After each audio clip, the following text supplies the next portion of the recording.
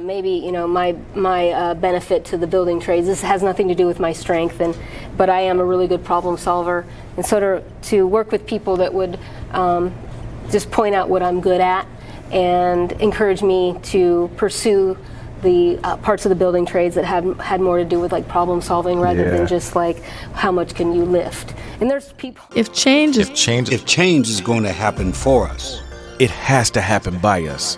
We are people working together. And this is our Women in Construction highlight series. Thank you guys so much for joining us. My name is Carl Thornton. I'm the creative director for PWT, and I'm also the host of our Women in Construction highlight series. And this is a series where we pretty much try to get more attention to get more women involved in the construction industry. I hope you guys have checked out the previous episodes. Today we have another special guest. Each one of the guests are extremely special to me. We have Carrie Marcus. So please, everyone, welcome Carrie Marcus to the show. How you doing, Carrie? I'm great. How are you? I am doing outstanding. We were talking a little bit about a very big milestone that you just hit, right? You just journeyed out, right? That's correct. Let's talk a little bit about that. Beautiful. Talk a little bit about that. Yeah, so let's see. It's been 5 years. I was actually given the gift a little bit early because I had perfect attendance. Nice. And I had a straight A average in school. And I also had enough hours to journey out early. Wow. So even though it was just a month or two early, I was given that opportunity. So yeah, super honored to actually get it done on time and actually a little bit early. Nice. Now you are one of the first two cohorts that PWT has ever had. Right. 5 years ago. The building did not look like this. Nope. It was a completely different environment. Just talk a little bit about your experience with being, I guess, the first batch of students that went through this program, because now the program is much larger and it's more recognized now. How was your experience when you first went through? I didn't know what to expect, which was probably a good thing. But I was at a point in my life where I didn't have a lot of choices. Mm-hmm. And when I met Kevin, he came in. I was actually in drug rehab at the time, and I really needed to change my life, and was given that opportunity. And Kevin actually had some faith in me as well, because somebody in rehab, probably isn't given a whole lot of choices. Yeah. So the fact that I got one was a huge step in the right direction for me. So I didn't know what to expect. Kevin just encouraged me to just give it a try. I knew that I wanted to get into the building trades because unlike a lot of other industries, the building trades doesn't really care about your past. They look more at like what you're doing today and the future, and as long as you show up on time and hustle and just be willing to say yes and to learn, then you're on the right track. So that's exactly what I did. The program was pretty small. I think there was only like 10 of us. Mm-hmm. And it was just a great experience because I hadn't had a lot of my past hadn't been welcoming with open arms like that, and I certainly wasn't expecting that. So it was great. My favorite part was probably learning a lot about I'm actually pretty good at math, and knowing that my math skills would come in really handy in the building trades, and working with Cindy with all her math tutoring and bringing all that back up was great for me. So and then all the people that would come in to like show us blueprints, and other people would come in that had been in the building trades, and a lot of these individuals that would come in and help they had no stake in the game other than just to encourage us. And so that was really nice, a nice feeling that people were willing to give their time to us in order to just like bring in new people into the trades, especially people that had been previously underrepresented. Women, people of color, and otherwise excluded from the industry in the past. So I want to commend you on that too, because this is exactly why we do this, because it's not even though we're talking about women now, but there's also other people that may not even know about the construction industry, or they may have been shunned out at one time, or they're not accepted into it. We're in 2024 now, and it's a different story now, right? Now we're trying to play catch up. We're trying to get more women involved. We're trying to get more underrepresented people involved, people of color, or whatever the case may be. And I really do appreciate your story, because you took that step out on faith that these people would treat you right and get you to where they said they would get you. So I definitely commend you on that. And not only did you knock it out of the park, you're continuing to thrive. So great job, and kudos to you. And I see you smiling. Everybody smiles. It's crazy. Everybody in the construction industry that I interview, they smile a lot. Yeah. You know what I mean? And it could be because maybe you have a past, and your past is, you understand what you've been through, and you know where you are now, and you know where you're going, right? How was the journey before actually coming to PWT? Well, complicated and filled with, in my case, substance abuse, and I didn't see a way out. Yes. And I allowed my substance abuse to lead me to criminal behavior, which has consequences. Yes. And the reason I was in rehab was because I had been arrested. And at the time, I don't think there was a time in my life where I ever felt more ashamed of my behavior, but especially my addiction. Like that was probably more shameful than anything. I didn't feel like I had a whole lot of support. I thought it was shameful. What I've learned since is that addiction and alcoholism are a disease. Yes. And that we all deserve to be treated for those diseases. Absolutely. And for me, rehab taught me that it's nothing to be ashamed of, although that's still, like, it was deep-seated in me to think that what I was doing was wrong. Certainly the criminal behavior that sprouted from my addiction was wrong, but I've learned to forgive myself. And being like my recovery and my career in the building trades have paralleled. And the building trades taught me how to rebuild my life, and also in recovery I was taught to allow people to help me to rebuild my life. Yes. I grew up super independent and thinking that if I can't do something on my own, I don't want to do it. Yes. And that's just not a real good recipe for life in general. Yeah. I learned how to depend on other people. I learned how to listen a lot better, both in recovery and in the building trades. Learning a new career, and I'm not, in my 20s or even my 30s anymore, and so. Being a little bit older also just helped me realize that there is, as long as you're willing to show up on time, hustle, and learn, there's really no boundary as far as that goes. Yeah. For the full 5 years, I just showed up every day and listened, and it was just willing to allow other people to teach me. Absolutely.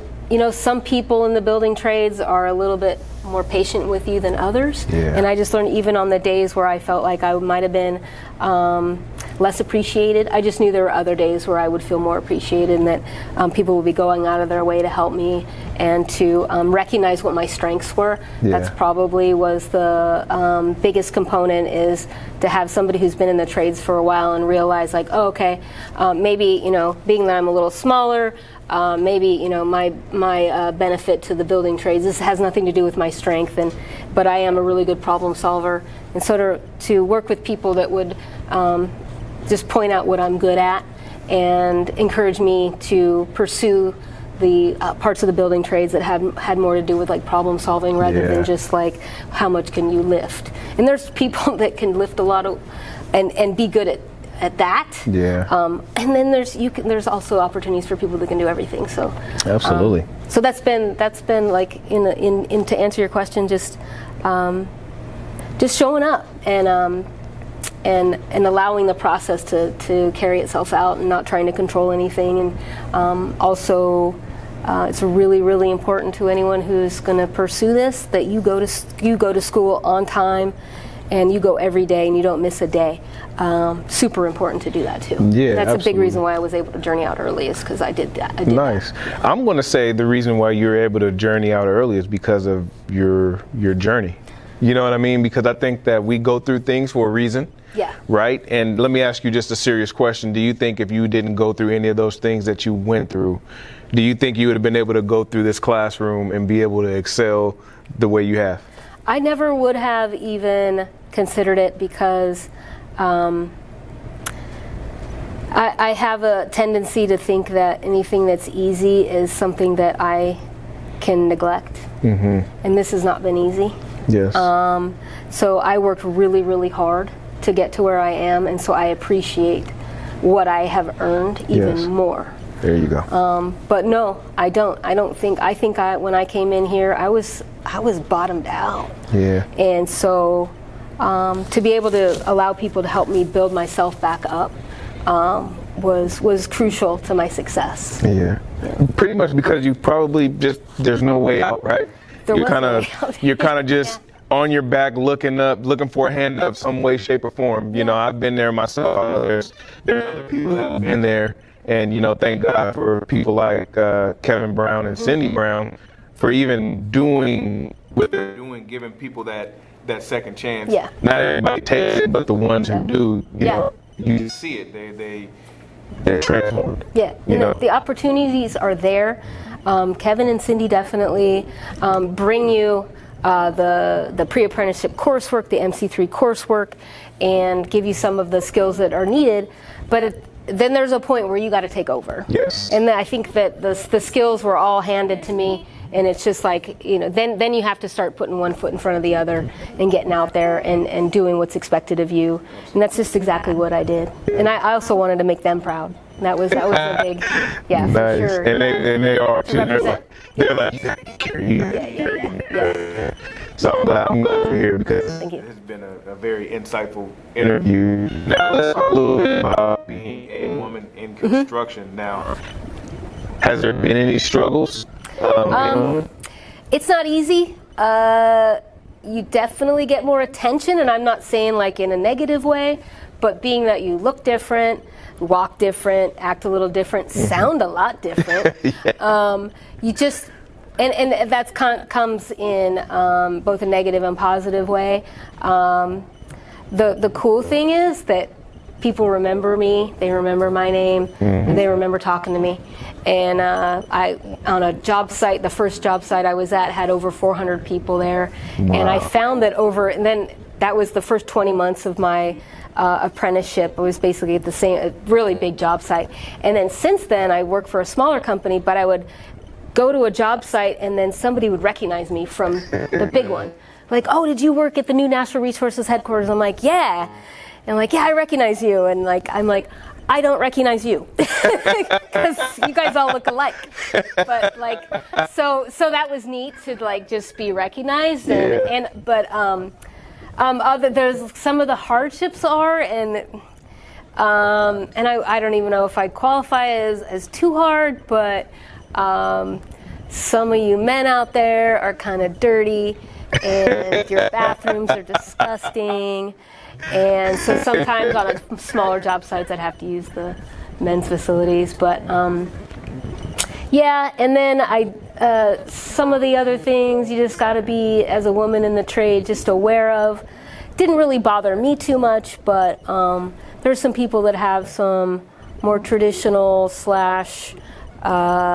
misogynistic sort of attitudes about women. But luckily, I had an employer who had a no tolerance for that, and would make sure that my concerns / complaints would never be minimized. Nice. So in that sense, I felt supported. I don't know, in California, from what I understand, is a little bit more progressive in that regard. I did attend a conference about a year and a half ago in Las Vegas, where there were women from all over the United States, and I heard a lot of things about things that happen in other states that were just downright disgusting, Yes. and would drive probably a lot of women out of the trades. I didn't come in contact with anything that was going to take away my dream. Yes. And again, I knew that if there was just one person at one job site, that was not going to allow me to quit. Yes. Because that's probably what they want. Yep. And I'm not going to give anybody who doesn't think I'm capable an opportunity to get what they want. Yes. I'm going to get what I want. Beautiful. Yeah. I heard you mentioned your dream. What is your dream? My dream, it sounds a little hokey. I just want to be happy. Yeah. And I just want enough. And I feel like the building trades has brought me enough. And enough meaning like just a sense of accomplishment. Mm-hmm. And I get that every day that I work. And there are days, though, that are harder than others where maybe the problem solving I do doesn't lead to the outcome that I want. Mm-hmm. I don't allow that to get in the way because I know the next day I'm going to get at it. Yeah. And so my dream is basically to finish the day knowing that I made a difference. And a lot of that is customer interaction. I get a lot of that where my trade involves HVAC. Mm-hmm. And, when somebody at the end of the day tells me that they are comfortable, then I know I did a job well done. Nice. So other dreams I have is to be able to retire eventually with a nice pension and with all my needs taken care of. My wants are secondary. Mm-hmm. My needs are that I can have a happy life. There And you I feel go. like the building trades have provided me with, on a day-to-day basis and on a week-to-week basis and on a salary basis, on a pension basis, those opportunities. I also, the union has made sure that my health care is adequate. And I don't have to worry Yes. anymore. Yes. I know that I'm going to be taken care of. Yes. And that's why I try to encourage younger folks to just take a look at it. Just take a good look into the trades. Just take a good look. Yep. And what you find is they start to get intrigued, right? They start to, light bulbs start popping off. Then you hear somebody explain what they do. You hear about the benefits, you hear about the pension, you hear about the retirement plan, you hear about the salary, you hear about the vacation that they set aside. You know what I mean? So it's like that exposure is everything. And if you don't expose a young person to different things, they could just be missing out on the whole boat. I really wish I would have been exposed to this coming out of high school. Yeah. Yeah. And that's what we're trying to do. We're really trying to get more people around that age, because that's where the curses really start to take effect, right? When you start to get on your own and your environment starts to kick in a little bit and you just start to do what maybe you've seen or maybe something that you've been taught. But there's also another way where if you get yourself into the trades at a young age, you can retire at an early age, right? Yeah. And the work is so satisfying. Yeah. So satisfying. I haven't met one person in the construction field that's not satisfied with what they do. It's really a gratifying line of work, right? For sure. How gratified are you when you just when you're just riding down the highway or whatever the case may be and you see something that you had a hand in? Yeah, here, like you mentioned riding down the highway, like one of the things that's great also is that I'm not even driving my car.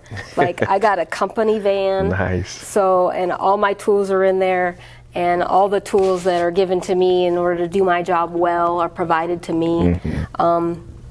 So yeah, what's gratifying is like also the trust that is bestowed upon me by my employer, because that's something like I don't know if I would think I deserved it until it was given to me, and then I know that I earned it. Yes. So yeah, what's gratifying to me is first of all that like somebody has some faith in me to do that job, is providing me the tools and the skill set I need in order to get that done. Yes. So yeah, super gratifying, and also knowing that I'm going to be taken care of down the road if there's anything that does come up. Like so far, nothing's come up with me between myself and my employer, but I know a lot of people who have had those conflicts, and you've got a union representative there to get you through that and to coach you through that. Not just like bringing complaints, but also like, you know, just different skills you can use in order to communicate better with your employer. I know that most employers want to deal with things within the company, but just knowing that you have those resources through the union in order to like resolve anything, whether it's good or bad. You got that union rep too. If anything happens to my employer, as far as from a business sense, I work for a smaller company, and that's a little bit harder for smaller companies to survive in the trades.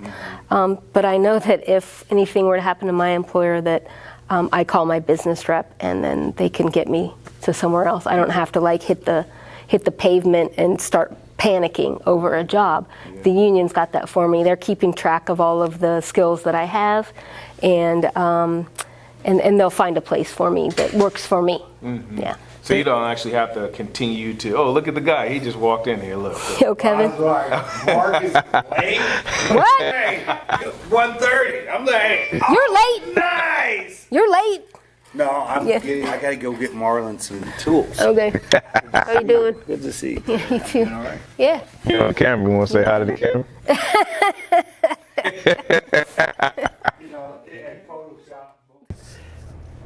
How much do you believe your life would have been different if you were exposed to the trades at an earlier age? I'm not sure. That's a good question. For me, as a younger person, college was definitely pushed on me, and for good reason. I achieved pretty high in high school, and I had a career in healthcare. Okay. Before I had a career in the building trades. Okay. What I was not very good at within my career in healthcare was the emotional labor that required. Okay. And I think with like, you probably heard a lot about with the COVID pandemic, how that really took a toll on a lot of healthcare workers. Oh, yeah. That existed way before COVID. And some people can take that sort of emotional labor and thrive with it. I don't think I was one of those people. I think that's why substance abuse was a solution for me, is because I didn't learn how to manage like feelings and some of those, not only do you have to regulate your own emotions, you're sort of in charge of helping others to regulate theirs, and that just wasn't something that I felt like I was really prepared to do on a long-term basis. And it really did take a toll on my mental health. And then, substance abuse entered the picture, and I felt like, again, now so there's a lot more resources out there for people with mental health and substance abuse problems, but when that started for me, there weren't. And I felt a tremendous amount of shame for that. Yeah. But the career change occurred to me because of that. So I have no regrets about any of the choices I've made in the past in terms of career. I do think that for people who may not see college as the next step for them, that the building trades has a lot to offer with equitable salaries and benefits. It's unfortunate that it's taken a deficit in the construction trades as far as like the number of people who want to pursue those careers, and now we see that the effects of that is there's like a shortage, right? And then there's a lot of people who also see blue collar work as something, for whatever reason, as less than, and that is just not the case. I think that there should be probably more of a focus on younger people's abilities as people that are wanting to go into things that require a lot of education.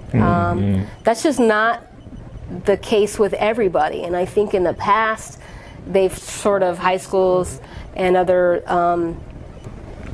schools where kids are brought up in, that seems like that's the focus, and I think that there should be just a greater awareness and vision for people who don't want to pursue a career that requires a ton of education. Yeah. Yeah. am. Yeah. Should be equal. Yeah, I agree. I agree. I went to school, went to college in debt. Now I'm in debt. You know what I mean? Sure. So now it's like I see people that are in the construction industry now that went to school, but they're not even doing what they majored in. Now they're doing something completely different. I think giving the kids an option, you know, there is some learning here, right? There is a learning curve, right, to try to take on some sort of new endeavor. There's always a learning curve, but you know, just being around this the way I have been, you know, I would have rather done this. I would have rather been involved in the construction trades in some way, shape, or form, rather than trying to pursue something that ended up being like a hobby. What would you? Is there any advice that you can give a young woman? I guess with your journey, you know, keeping that in mind as well, what type of advice would you give a younger woman that may be thinking, you know, maybe not even knowing what she wants to do? I'd say to take every opportunity. When you're in school, there's a lot of extra classes that you can take advantage of, and you don't need to take advantage of it as an apprentice. There's actually those classes are offered to individuals after they journey out. I'd say definitely get to know the people that you're in class with, where they're working, and what they're doing on a day-to-day basis. Join whatever trade you're in, find the women's committee, and listen to those individuals, because that's where you're going to find people who have an extensive experience in that trade as a woman.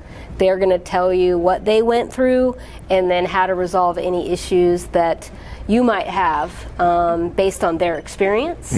So definitely take advantage of all those things. If you're not sure how to make contact with those people, ask. Don't assume that if you don't know them that they don't exist. Yeah. For me, one of the big turning points in my career was when I was invited to a conference in Las Vegas that my union actually provided all of the expenses paid, including hotel, admission to the conference, food, airfare, and they even paid I lost one day's work and they paid the wage for that day. Oh, wow. And it was a conference of 3,000 women from different trades, all union, all congregated in Las Vegas for this conference. Wow. And it was by far the biggest display of sisterhood that I've ever experienced in any career path. Nice. And it basically just switched me on from, okay, this is just something I'm going to do, into this is something that I want to be. Yes. So it was an amazing experience. Again, that had to do with all the trades, and as long as you're a union, you were invited to that. So seek out those opportunities. I'd say whatever trade you decide to get into, just to make sure that you research all the opportunities within that. For me, for sheet metal, I didn't know this when I first started, but there's actually two different paths you can take within sheet metal. One is like installation and fabrication of sheet metal, which is what I did, and I have no regrets about doing that. But had I known about the service side of it, I might have pursued that. Luckily, I work with a contractor who actually has provided me the training for service and controls and some of the things in the HVAC industry that I didn't even know existed. Yeah. But had I known, I might have made a few different decisions differently early on. So whatever trade you're into, just seek out those opportunities. And a lot of that you can do by just making contact with other women, even if it's not in the trade they're in. Obviously, you're gonna come into contact with people on a job site that are from different trades, and just look for the women that are out there, and make sure you make contact with them. exchange numbers, because you just never know. Networking is really, really big in the building trades, and when women stick together, we get stuff done. Absolutely, absolutely. You know, you touched on something a little bit earlier on in our conversation, and that was about you were kind of talking about your journey a little bit, but you also touched on being willing to accept help. Yeah. You know, and the ones that recover, they have a really unique insight on what it means to be able to accept help. Some people never even come to terms with being able to accept help, or being able to understand the fact that in order to get where you want to go, you're going to have a hand up. Yep. Somebody's going to have their hand out one way or another to help pull you in. I was one of those ones where I was hard-headed. I was always, I'm going to do it myself, Yep. right?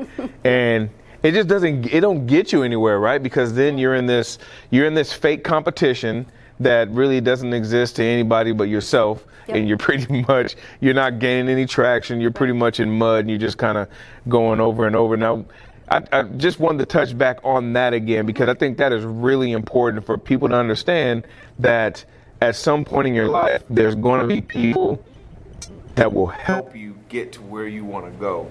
The universe works in just this crazy way that if you really want something, if you really want change, some kind of way, people get put in your life Yep. to help you achieve that. Did you experience some sense of that? Absolutely. And in fact, I was hard-headed, a lot like you have described. I was raised to be very independent and raised to not depend on other people. And I don't know if that's not necessarily a bad thing, but it also led to me not maybe trusting other people. Yes. And also using your past experiences to basically make excuses for yourself to not allow other people, and it's maybe somebody let you down in your past. That doesn't mean that people are going to let you down in your future.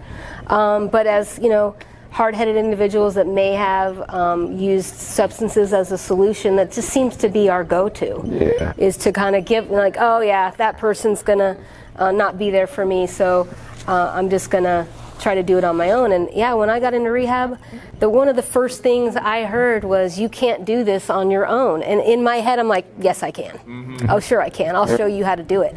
And that's just not true. And the more that I allowed people to help, the more I recognize that there's people out there willing to help. And then even more importantly, when you kind of are in it for a while, and I'm in a recovery program till this day, where I have a support group, and when you become the one who is helping others, then you realize, like, oh, that's what it's all about.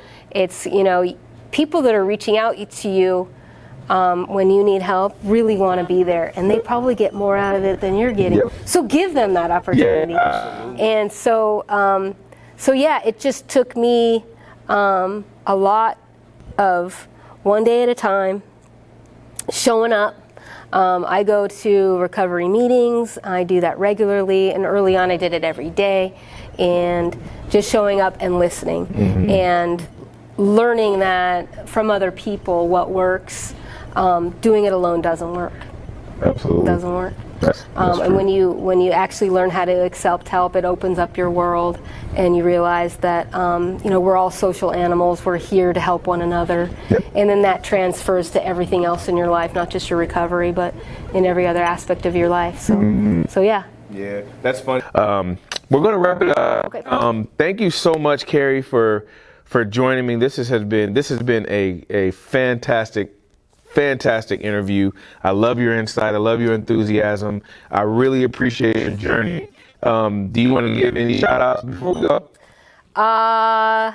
Just who we've already shouted out to: Kevin Brown, Cindy Brown, people working together, Journey Ministries for sure, my union, which is Sheet Metal 104, and my employer, which is Top Notch Mechanical. If change is If change is going to happen for us, It has to happen by us. we are people working together, And this and this is is our Women in Construction highlight series.